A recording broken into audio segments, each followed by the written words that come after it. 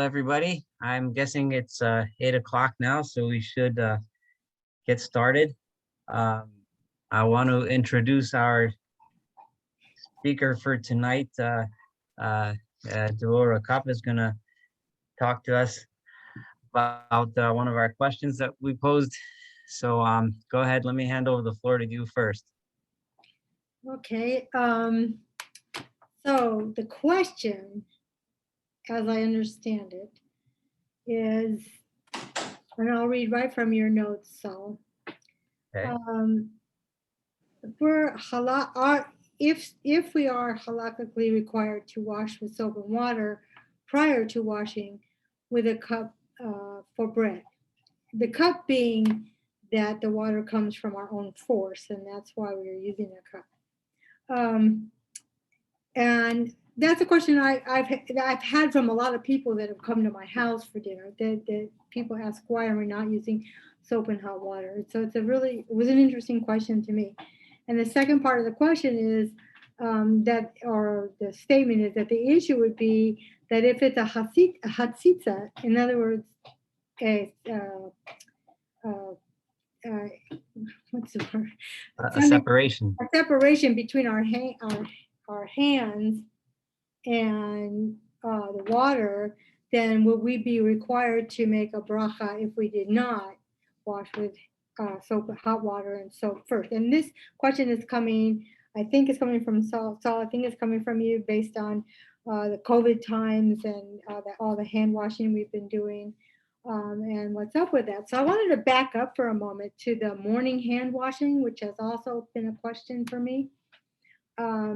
And I saw a nice little story on the Chabad website about the New York subway where people jump over the turnstile to avoid paying the $2.20, 25 cents, I think it is now.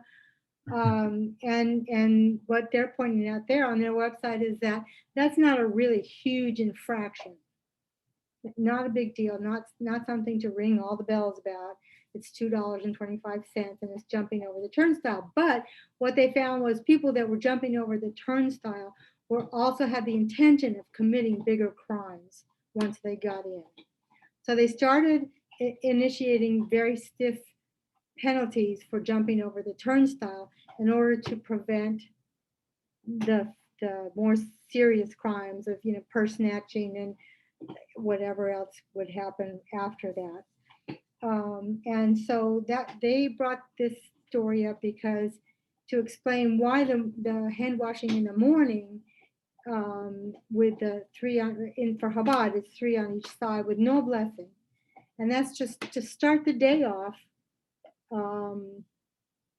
with the intention not to commit bigger infractions.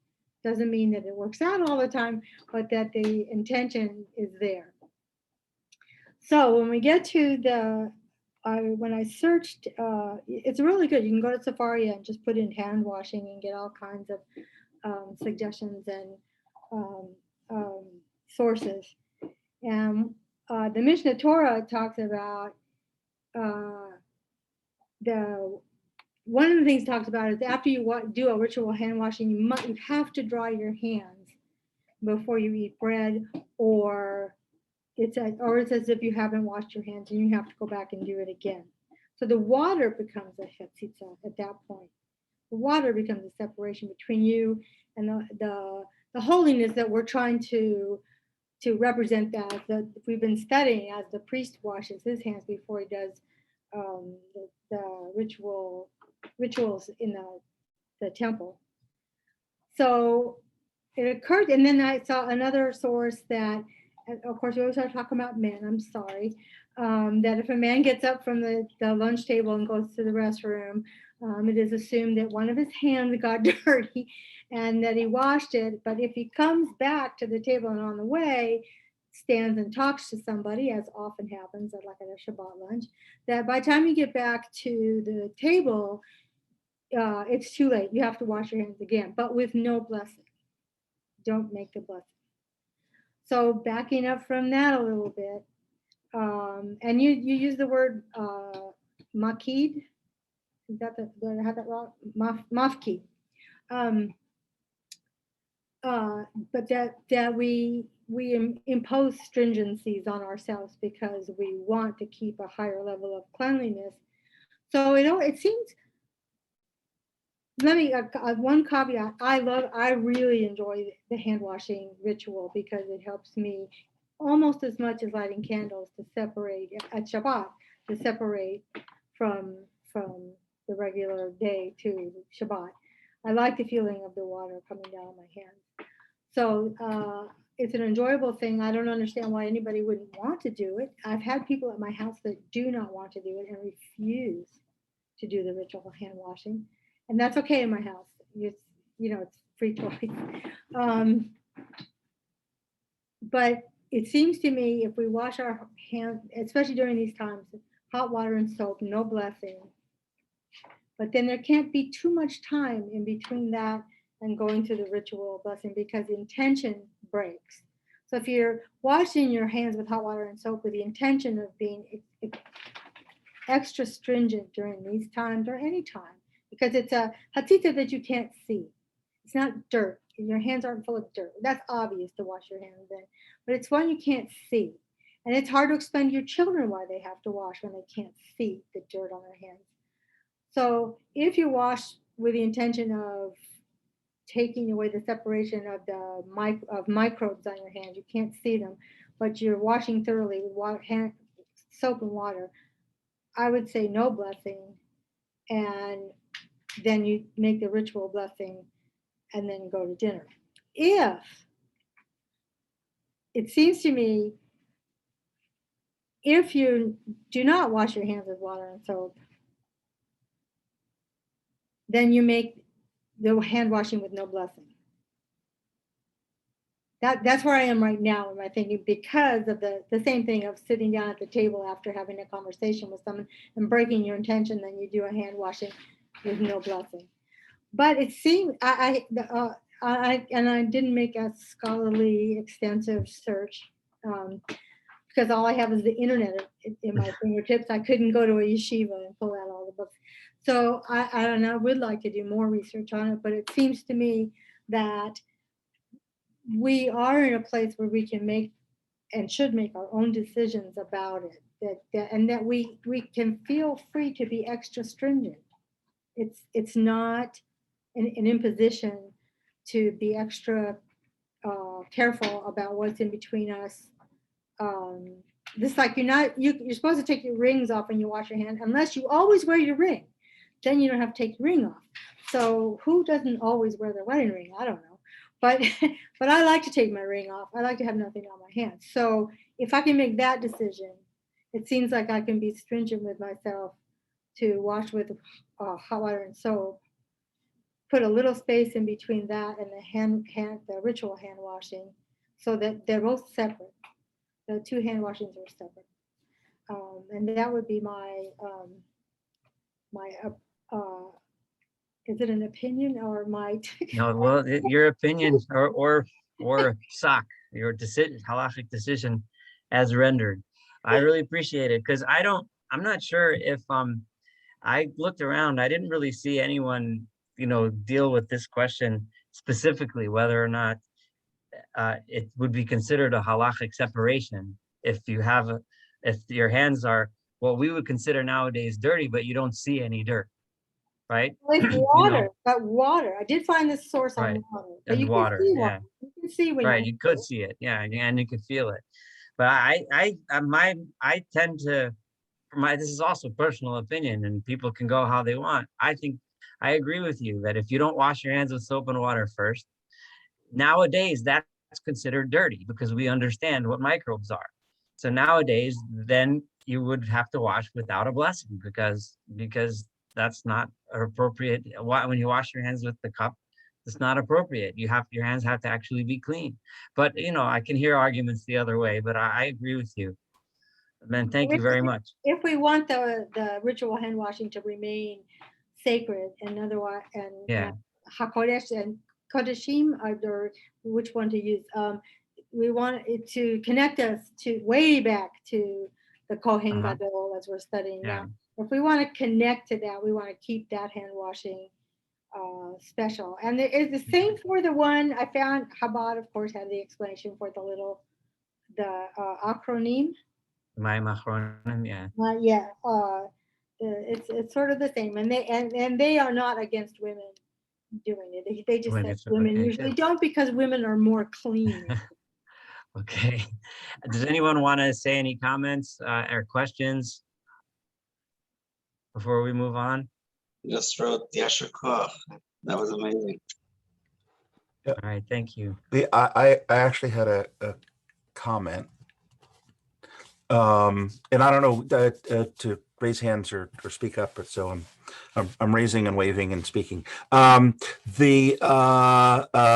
was really good. Thank you. The thing that I think about as the distinction between for me is the physical cleanliness versus a spiritual cleanliness, even as it reaches back as a tradition to paying homage to what the Kohanim did in the Beit HaMikdash.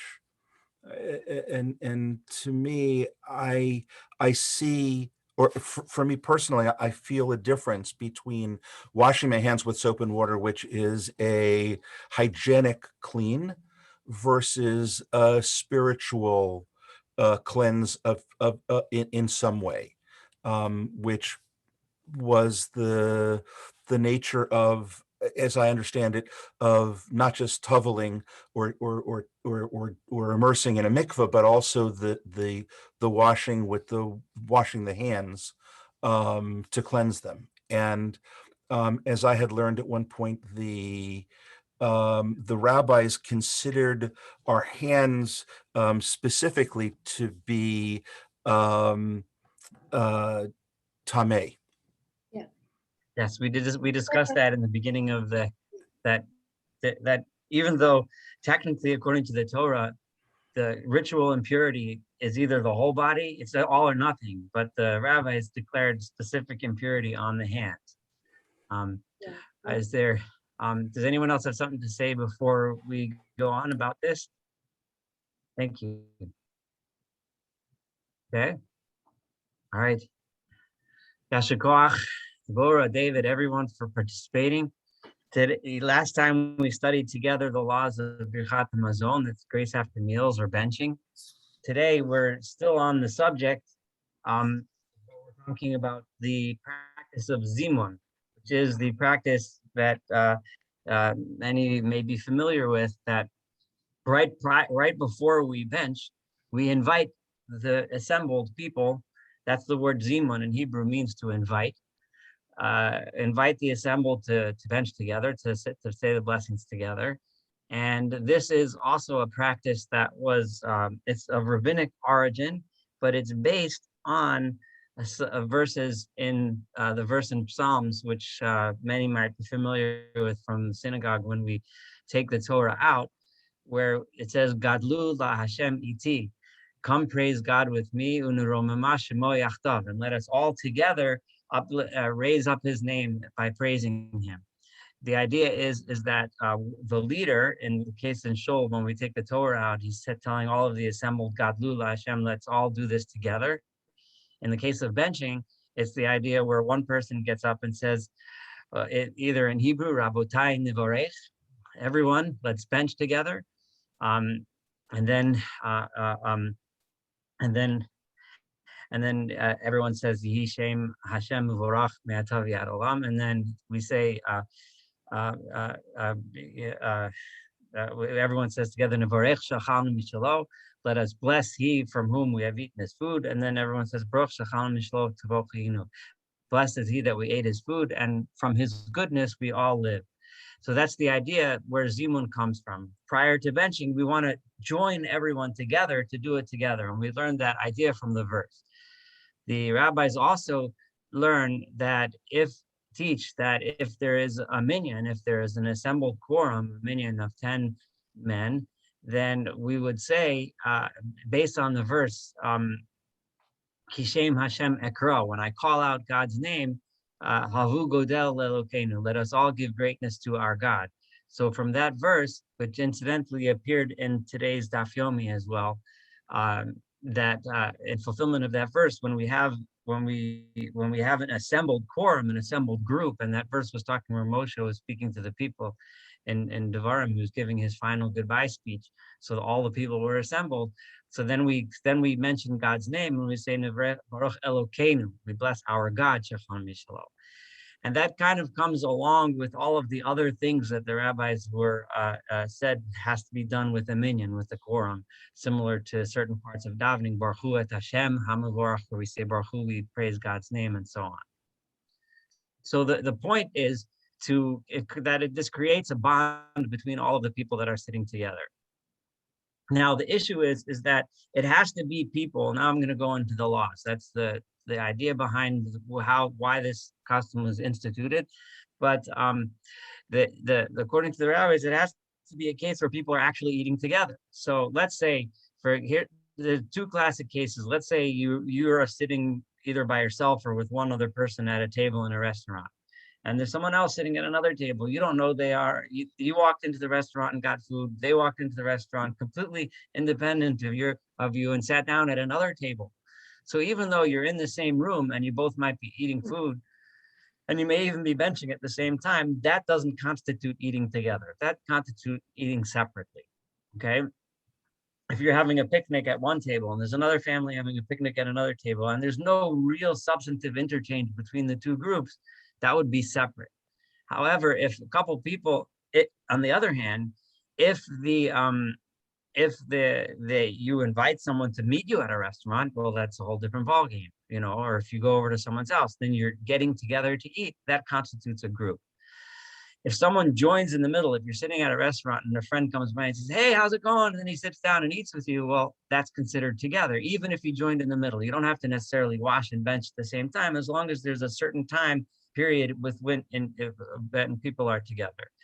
And what if you're at a picnic or you're at a restaurant and there's someone at another table, and while you're eating together, you start talking to each other and you become friends, and you say, well, you just created a bond. Now that there's a bond, you can go ahead and make a zimun together. So yes? Back in the day when we had communal kiddush, we were all eating from the same buffet, but people sat at different tables, and sometimes we would merge for Birkat Hamazon. Yeah, I think that's a bond, because the point of a kiddush is to bring the shul together. It's designed to have people mingle and create a bond. If that's probably the nicest part of the kiddush. I certainly would, I would agree that everyone can definitely get together and make a zimun afterwards. What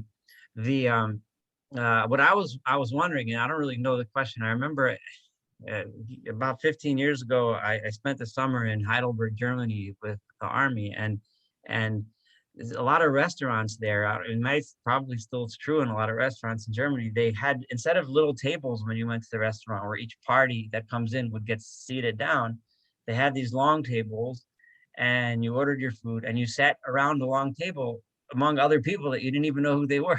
Eventually, as you're sitting there, you start talking to everyone. So I'm not, that's kind of like in between, on the one hand, you came as a separate party, but on the other hand, you're sitting together. And I think that would kind of create that, just simply by sitting around the same table, I think inevitably that creates some sort of a bond. But that's just something I was thinking about. A lot of questions come. Yeah, I go have ahead. a question. What does Zima mean? Zimun, I'm sorry, Zimun means is when everyone invites the public together. The word, literally, the word means to invite. Okay. So it's Is that Hebrew or Yiddish? Zimun is Hebrew. Now, when the invitation is made, the custom is to say words. Everyone let us bench. That's the invitation. Or everyone let us say grace.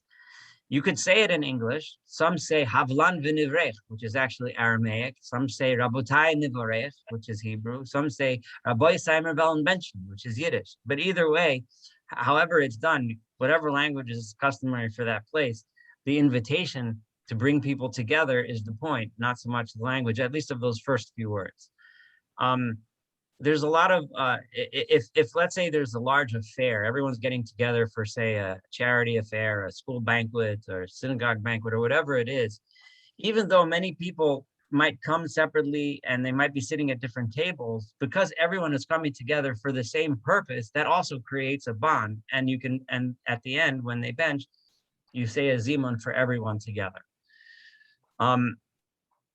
There's a couple other examples just to illustrate this concept. If you're, if people on a bus, well, if it's a class trip and everyone got together, or if it's a shul excursion somewhere and people got together to go on a trip, well, and then everyone takes out a sandwich and eats lunch.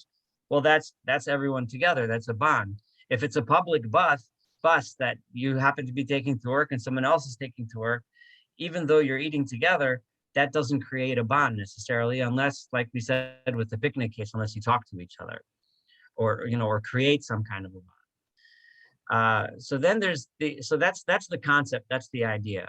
There's also the idea, as we know, the famous statement of Hillel, al tifrosh min hatzibur, don't separate yourself from the public. And that is the idea that if once you do create this bond, then there's a special mitzvah of all the people assembled together to say Birchat Hamazon, to say grace after meals together in one group. So if you are in a group of just 3 people and you are going to leave, and because you want to leave for whatever reason, and leave only 2, then those 2 people will not be able to fulfill that mitzvah, and you will have broken the possibility of people getting together to do that. So you're not allowed to do that. You're not supposed to, unless there's some kind of, obviously, an emergency, or even if it's not like, it doesn't have to be a life-threatening emergency, but something really important. You got to go to work because you're late. You're going to miss your train or your bus or something like that. But in general, the idea is you should stay. It's respect for everyone to stay so that everyone can fulfill that mitzvah. Same thing would be, however, if there's, let's say, 6 people, then 3 of them could leave because the other 3 are still there and able to fulfill that mitzvah. And so on. You can do the math on your own. There is a lot of discussion, and sometimes before Birchat Hamazon, before people say benching together, the question is, who should be the one that calls out? Who should be the one that leads? So there's a couple of hierarchies of honor. So, and this hierarchy comes about in several cases. The one we're most often exposed to is, for example, by an aliyah to the Torah on either Shabbat or during the week when we read the Torah. So there's a hierarchy of honor that we call a Kohen first, a Levi second, and then a Yisrael third. That same hierarchy applies here to benching. However, there's other hierarchies that supersede that one. Hierarchies of honor. So a Talmud Chacham would get beats out a Kohen, for example. But then the most important is there's a Gemara in Sota which says that one does not give the cup of blessing, and we're going to get to using wine for the process of Zimun in a moment, but one does not give the leadership of Zimun to someone who is a stingy and not a nice person, and that supersedes them all. So the bottom line is, you give it to a mensch, a good person. That's the Gemara I mentioned is in Sota 38b, if you want to look it up. So the most important is to honor a person who everyone respects, a person who's known to be a generous person. Now, if that person also happens to be a Kohen or a Talmud Chacham, then you give it to them. The language of Zimun, I kind of went over that already. I'm sorry? Can I ask a question? Sure, please. So you're at the table and there's a whole lot of people there, and there's a Kohen, and there's some higher ranking people, and whoever's going to decide who's going to lead doesn't think that person's a nice person. How do you navigate that? Well, there's a few things. One is, if a guy gets up and says, I want to do it, right, then he's not the guy, right? So because in general, I mean, there's always exceptions, and a lot of this has to do with, what's considered polite in that society, in that particular context. But people that jump forward for the honor, the Gemara says not, you shouldn't jump forward to take the honor. If you're given the honor, then you go ahead and take it, but if And the custom is in our circles, usually it's if you're in someone's home, it's the person who's whose home everyone's together at. If there's the rabbi of the congregation will make that decision, or if there's an appointed gabbai, so that's his or her job to appoint the person. So you have to look at it in context. So the halacha does list these rules of a kohen and talmud chacham, but in the end of the story, it depends on what's considered respectful in that particular context, which changes depending on the time and place, etc. We discussed already the language of the zimun, and it's clear in all the different birchons or benchers, the little booklets people have. And remember adding God's name when you have a minyan. I mentioned that already too. I'm just kind of scanning my notes. Now there is this idea that if you are sitting, let's say there's a shul kiddush going on, and you davened at the other shul down the block, okay? And now you're walking by to meet your friend, and you get to the shul when the shul is benching. They're about to say the zimun. So you walk into a room where everyone else is about to stating is doing zimun together. By you not answering when they are saying the benching, it makes it look like you're kind of not participating. It's kind of acting kind of aloof. So it is respectful. You should state something. The problem is you can't answer exactly what they're saying, is because they're saying Baruch she'achalnu mishalo, right? Blessed is he who we have eaten of his food that he has given us, and you didn't eat, or at least not in this context, in this room. So there's actually you're supposed to answer, but I can write this to you later, maybe in the group, but the phrase is Baruch u'mivorach shemo tamid l'olam va'ed. Blessed is his name always, forever and ever. Now, so you demonstrate you're participating, you're a member of the group. It's just the exact words you change around a little bit so that you're not stating something that doesn't make any sense. But this is a general idea that we'll find throughout halacha many times, is that when a person should not allow himself, the whole idea of zimun is the idea that to be joined together as a group to do something special, to do something holy, and don't be aloof, don't separate yourself, don't leave so that the other people can't do the mitzvah, and if you join in the middle, show that you want to participate. We have the same idea if you go into a shul and everyone is saying the Shema together, you should put your hand over your eyes and recite the verse, even if you've already davened somewhere else, but you need to show that you're part of the group. Don't make it look like you're somehow separate from everyone. It was the custom in the time of the Talmud that one person, not everyone knew how to read the entire Birchat Hamazon. Not everyone knew how to do it, and not everyone had a bencher. Not everyone was able to read, and even if they did have one. So the custom was for the leader actually to say the entire Birchat Hamazon, to say it word for word out loud. That has changed for the most part, although there are plenty of people today that probably also need help getting through the Birchat Hamazon, and probably also should listen to the person out loud. So it's a little bit shaky these days, because this is a custom that we might want to consider picking up again, so that everyone feels included, and have the person who leads the benching read the benching out loud. And this is probably the origin of why in a lot of synagogues we sing it together, so that everyone can either say it along together or at least listen along together. The idea is that you might find in some places a custom where the person that leads reads the first blessing and then the rest of it quiet, because the first has all the most basic concepts of benching in it. Some places he may read the entire thing out loud, which is probably a good custom to have, but there's different customs. But the origin, the reason is like I stated before. And then the question is, what about women in a zimun? Women to be included in the zimun. First of all, the idea of zimun, the idea of people getting together and benching, applies to women and men equally. The law was not made just for men; it was made for women just as the same. So if women aren't eating together, and this in many of the halachic books that you'll see, they kind of criticize some groups of women for not making a zimun, as if women for some reason don't need to, but they do. If women are together, they should say a zimun just like men do. The issue is when men and women are together in such a way that if there's a group of people, men and women together, of course you make a zimun, and everyone answers men and women together. But let's say the zimun is made out of 2 men and a woman, or 2 women and a man. Can the 3 make a requirement for zimun? So the traditional halachic poskim say that they shouldn't, and the reasons were for modesty. It's kind of an immodest group of people. Whether or not that would still apply today, I'm not going to deal with.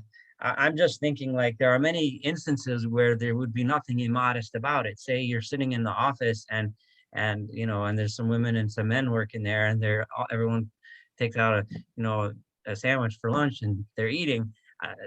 In modern times that would probably not be considered immodest to anyone. But I'm not going out on that limb right now. However, it is something to think about. But in general, that's the reason why only either 3 men together or 3 women together will create a zimun. And then anyone else that's there, of course, participates, whether they're male or female, doesn't matter. The other question is, does it have to be 3 adults to make a zimun together? So this is kind of there's different customs among the Sephardim and the Ashkenazim. Among Ashkenazi Jews, the custom developed where all 3 have to be over 13, have to be bar mitzvah. Among the Sephardim, 2 of them at least have to be bar mitzvah, but they will, as long as the child is old enough to understand the basic concept of benching, they will take, as the 3rd man, they'll take a child, as long as he has that, he knows what benching means. I have a question.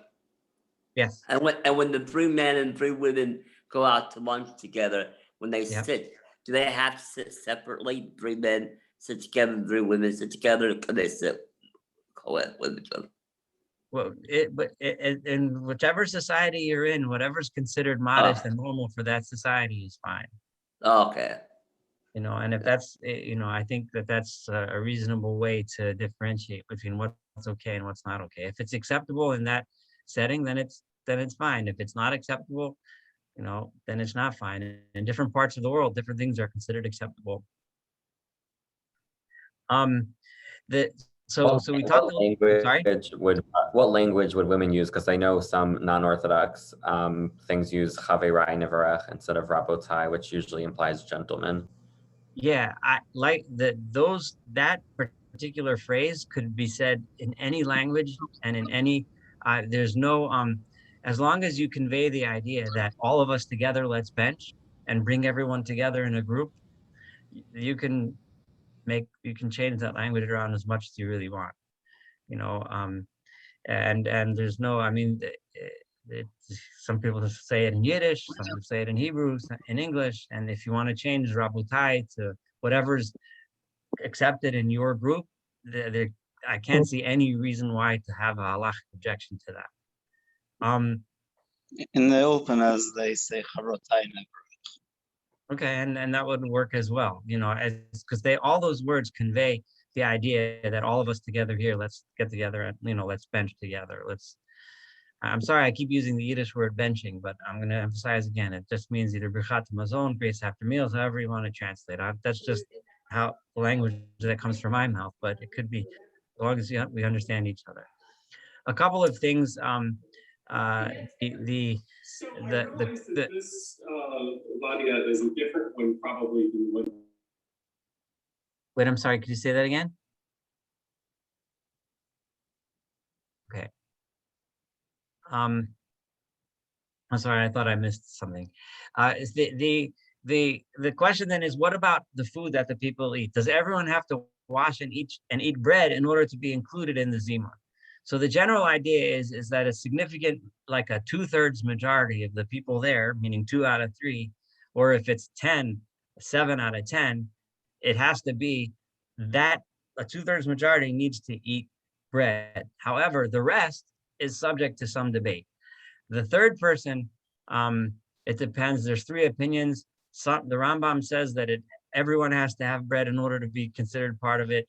The Rif argues and says that you can have bread like things, and mizonot is enough, and the Rush holds that it could be anything.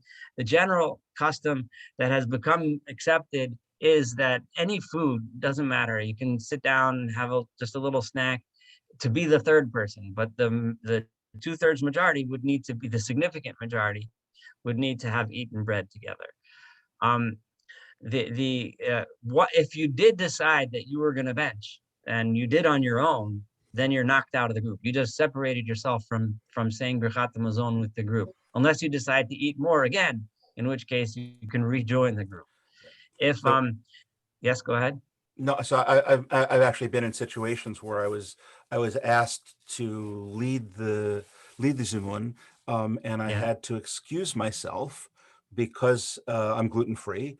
Lo achel lechem, lo achel mezonot.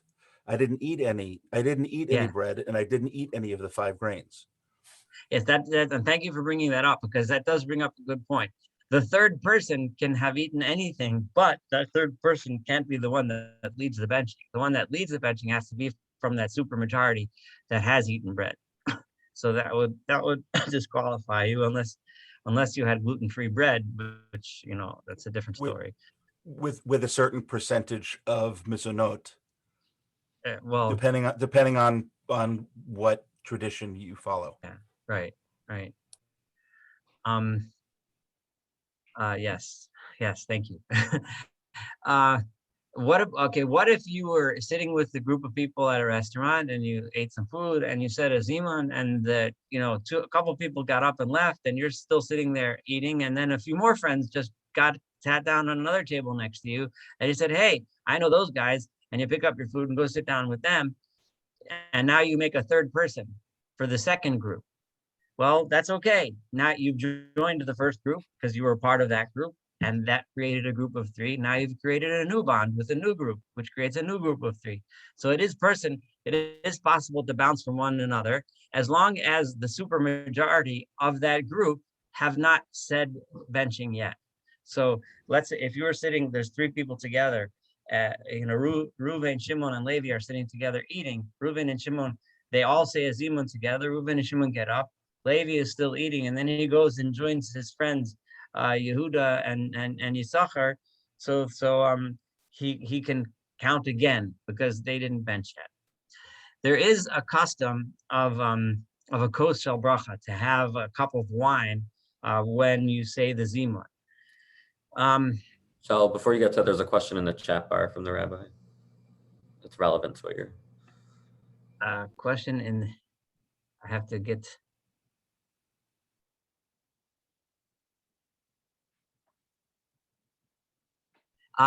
So the general consensus. So the rabbi is mentioning the issue of whether or not women count for a minyan for Birchat Hamazon. In most of the poskim write that the criteria for a minyan for benching and saying Hashem's name is the same criteria as a minyan in other places, like in Shul or for Baruch Hu, or for reading the Torah, or for anything else that we know requires a minyan. There are some poskim that have argued that because in Zimun, women are included in the mitzvah, because the Rabbanan made the mitzvah for women just as they did for men, that they might count towards this minyan, but not other minyanim. So that would be that question there. But I would say that most of the authorities equate the concept of minyan for them all. That's the same. That it's the same. Whatever constitutes a minyan for anything else would constitute a minyan for this. Any other issues? Because I was about to talk about the wine. So any other issues about the zimun part, but about what we said until now. Okay, so the custom of the wine is also instituted by the rabbis for a similar reason that we have a wine by Kiddush or wine by any time we make blessings together, and that is the idea that wine symbolizes yayin yisamach levav enosh, the verse says, wine makes the person's heart happy. So we want to show that we're happy that we're getting together and we're blessing God and thanking Him for our food. It's not just it's not an obligation. It's not a oh darn, I have to bench kind of thing, but this is something special. So they instituted this because they knew that very often for us, we eat. It is, it does feel like a little bit of a burden. You're sitting at work and you just want to eat quick and get back to your job. You want to eat and continue doing whatever you were doing, and benching becomes a burden. So the Chachamim specifically instituted this here because they want to emphasize that, no, you need to demonstrate that you're happy that you're doing it. There's just about every sefer has a different opinion as to when you need to use a kos shel bracha, when you need to use wine. The Kabbalistically inclined and the Arizal used to say that even one person eating alone should use a cup of wine. You don't even need a zimun to have a cup of wine when you bench. But then others say that no, only when you have a zimun. That's kind of a pretty common opinion. Some say only when it's a minyan, and some say only on special occasions like Shabbat and a Chag. But if it's during the week, it's a regular meal, then you don't use wine. So there's probably about as many customs as there are communities and people when it comes to when you do or don't use a cup of wine. The the bottom line is to do as whatever your custom is, whatever the custom is in your group. And certainly I'm not aware of anyone that has a custom specifically not to use wine. So if someone suggests it, go ahead. There's never any reason not to. But so that's just important to remember that. The Panini Halacha goes through in this section a whole section of laws of the cup and laws of the wine. I'm going to save that discussion for when we learn the laws of Shabbat and we learn the laws of Kiddush on Shabbat, because I just didn't want to get into that. I thought it would be a better place to discuss it there. And also the idea of sharing the wine, how you pour it to people's cups, sharing from the kos shel bracha is considered a special thing.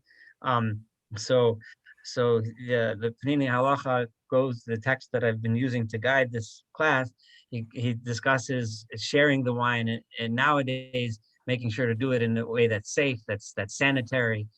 So to pour from the cup rather than to drink it and taste it and pass it around. I'm going to kind of leave that discussion for our discussion about sharing the wine of Kiddush, sharing the wine of Havdalah. I'm going to leave that till then. So I thought that this. Go ahead. Sorry. Just when we were in yeshiva, it was quite often that there were 200 people saying the benching together, but we would only do the kos shel bracha on Shabbat because right after the meal we would go back to Beit Midrash. If people had wine after lunch, trust me, they're not going back to the Beit Midrash. So. Right. Yeah, wine is a mixed bag. That we see the Torah tells us often, how special wine is, but the Torah also definitely warns us to be careful with it. So I thought Zimun was a shorter topic and that I'd be able to jump to the next subject, which I called quasi bread, which is probably it's going to be one of the most exciting subjects yet, because there's so many different opinions and so many different understandings of exactly what constitutes bread. And I'm just going to throw out there, think about everything we do. You can eat knishes, you can eat pizza, you can eat burekas, you can eat bagels, you can eat hot pretzels, you can have, matzah, you can have bread with all kinds of spices and toppings on it, bread mixed with all kinds of flavorings. That's going to be our fun topic for next time. There's no way I could get to it today, but it's going to be a lot of fun because we're going to be able to throw around all kinds of ideas and opinions and maybe get into some interesting debates as to what constitutes bread. But that is our next topic. You have my notes already, so we'll discuss it next time. And also, I wanted to mention on my exam, a couple people sent me back exams. I haven't yet graded them. I think that I maybe we can take a vote if people want me to to discuss the questions. I think that's probably a good idea. Maybe the next lecture, I'll also start going through my questions and explaining, because I don't have a lot of experience in exam writing, but I'll do my best to explain. And also next time I'll make sure to have the answers both in English and in Hebrew, because I know that not everyone's Hebrew is perfect. And so I'm going to make sure that that happens. I just want to put that out there. Any questions, any comments, anyone have anything else they want to say? Go ahead. I have a question. So, Yeah. go ahead, Michael. In the Zimun, sometimes I've seen that the last phrase is Baruch Hu u'Baruch Shemo, but in some benchers it says you have to have 10 to say that, or and some don't include that. Yeah, there are different customs. But the custom that some say to say Baruch Hu Baruch Shemo is only in response to Elokeinu, so that when the group says blessed is Elokeinu, our God, then Baruch Hu Baruch Shemo is a response to that. It's saying blessed is our God, and then everyone says, when the group would say blessed is he, and blessed is his name. So it's specifically a response to speaking the name of God, which in this case was Elokeinu. So if there is no, if you're alone and you didn't use the name of God, then the custom is usually not to say it. But again, that's also there are different customs as far as how, saying that. Okay, thank you. It sounds like that you have to have a minyan then to. Yeah, that would be. There may be places that have the custom to say it even in a group of 3, but I'm gonna look at that up a little, to be honest. But I've seen that. The way I always understood it was specifically meant in the case of a minyan, but I may be wrong about that. Let me check into that a little more. Okay, thank you. Yeah. Hi, it's Jeff Bird. I just have a suggestion. I tried to find the Zoom link for tonight, and it wasn't in the regular Shaboom, and it wasn't on the website. I found it ultimately by thumbing through the WhatsApp. I think there may be a number of people that, like me, that have not been as regular as I would like.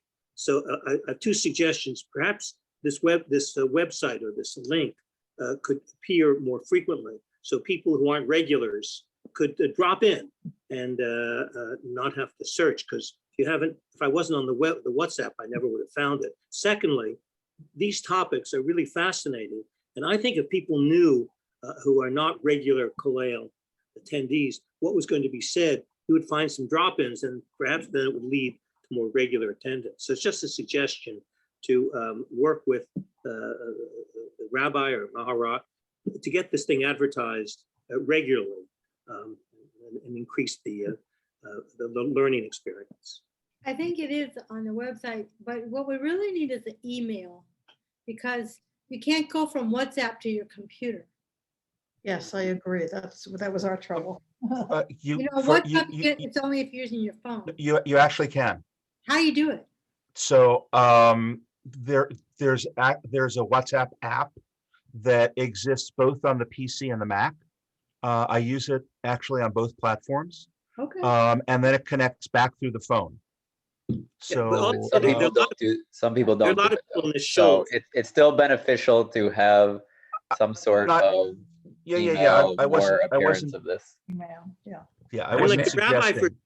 Rabbi Shmuel will send out emails, every time something is happening, and it's not a big deal. So everybody knows, and it really, we shouldn't have to, like, I guess Arvel and myself, it shouldn't take. For mostly you just need one email, because we can save the link. Okay, well then it has to be circulated every Wednesday.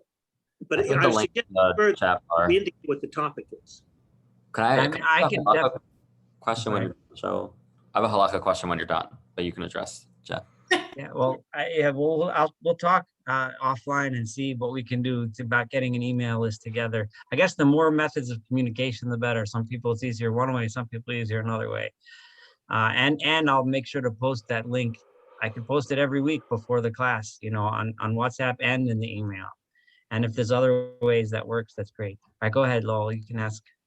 This came up in the Daf Yomi, how you're not supposed to pass over a mitzvah. So the example given was like tefillin, how you have to have the shel yad more accessible than the shel rosh. That way you're not passing over it. So an example came up, and Brian, I think, brought it up, or someone did, that we were studying with, about the last cup of wine, the koshel bracha. If you're benching, but then you have a cup in front of you, are you supposed to bench or do, right? Because you're reciting Kiddush again and then doing Al HaMechya on, or right? Al Geffen Al Geffen, afterwards. yeah, afterwards. So you kind of have a conundrum now of which one do you complete first. I'm not sure if I understand the question. That you're not supposed to pass over mitzvah, and if you have a cup in front of you, then you should bench. I mean, you should bench on the cup of wine, because it is a special mitzvah to use wine for benching. And by not doing it, it could be an issue of passing over that opportunity. If you don't have wine in front of you, then it would probably be dependent on whatever your custom is. Well, Does I that guess, answer the question? Or well, yes and no. I guess I'm suggesting, and Brian, help me out, because I think you were there for the conversation, that if you have the wine in front of you, then you should be reciting Kiddush over it, not necessarily benching. Like it's competing in terms of which one is more significant, as opposed to which order. You're completing your meal and then you're doing a guffin on it. Is that right, Brian? Am I saying it back right? Not sure. I'm following. well, when you What was the do what was the drink, example? If you're benching over grape juice, right? then you'd be saying hagafen over it before you're benching, as opposed to benching and then doing hagafen at the end. I don't think that would be considered passing over the mitzvah, because I mean, you're holding the cup of wine and you're not making the hagafen until later. I'm not sure. It's an interesting question, although I know that the way the Chazal made the mitzvah was they designed it so that we should say the blessing on the wine after benching.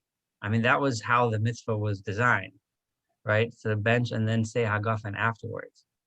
So I don't know if I would call that passing over a mitzvah, because you're doing it. Remember, the mitzvah is rabbinic in origin to begin with, and that's how the rabbis said it. And Yeah, I don't remember that, but the Gemara uses the example of if the tefillin is two separate mitzvahs, that you can't bypass the mitzvah of doing one or the other or something like that. Because there's an order to it or whatever. But there's a clear order in that case or whatever. Yeah. I don't remember that example or whatever, but we ended up saying that the Gemara says it's not passing over a mitzvah or whatever, it's a bad example or whatever, because it does say what the clear order is. Yeah, so I mean, but the idea though, that if you have the opportunity to do a mitzvah, you should do it, definitely applies here. If you have the opportunity to eat with a group of people and do the mitzvah of zimun and you decide not to, then that would be violating this rule. And it's a nice rule, because the Chachamim put this in place because they want us eating together, they want us to be friends, and they want us to thank God together. So that would be an issue of Ein Mavir and Ala Mitzvah. Are there any other questions? yeah, and I'll understand if you want to defer to the discussion about wine as before the meal, but the question is, if you're doing a bracha over koshel bracha, if you're doing a koshel bracha, does it need to be a new cup of wine, so to speak, right? So you've been sitting there and drinking wine through your meal, and Right. you've got a rivy of wine sitting left in the cup. Yeah, Yeah, it does. That is one of the rules that I'm deferring, but just to answer your question, yes, it would have to be a fresh cup of wine. It can't be wine that you've already drank from. We are going to discuss, so next week, not next week, next week is the Maharat's discussion on messianism, or the messianic idea is a little better word. And then after that, we'll pick up with quasi bread. And after that, we're going to have a nice discussion about wine and go into some of the other blessings. So we'll have some good wine discussions later. Okay.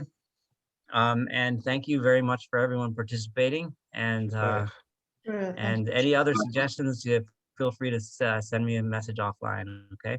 All right. Be well. Thank you. Thank you. Thank you. All right. Good night.